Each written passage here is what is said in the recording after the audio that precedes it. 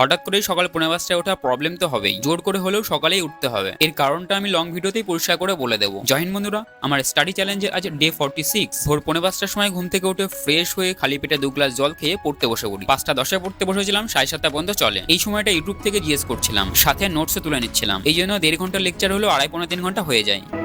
जय जय जय हनुमान गोसाई कृपा कर रघुदेव की नाई। जो सतबार पाठ कर पाई छूटहि बंदी जो रघुपति हनुमान।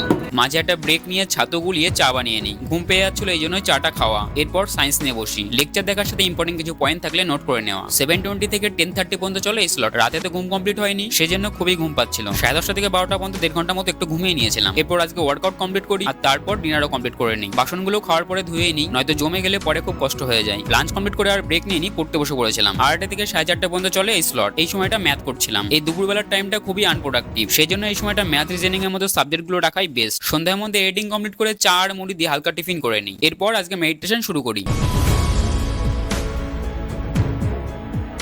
সকালে যে জিএস আর সায়েন্স পড়ছিলাম সেগুলো এখন রিভিশন দিয়ে নিই। 1.5 ঘন্টার মধ্যে কমপ্লিট হয়ে যায়। এরপর রুটি আনতে যাই। একটু আগে ঝড় শুরু হয়েছিল, ভাবলাম তো বৃষ্টি হবে, কিন্তু ঝড় ফড় হয়নি, পরিষ্কার হয়ে গেছে আকাশ। তবে পরিবেশটা বেশ ঠান্ডা হয়ে গেছে। রাতে ডিনার কমপ্লিট করি আর এই ছিল আজকে রুটিন।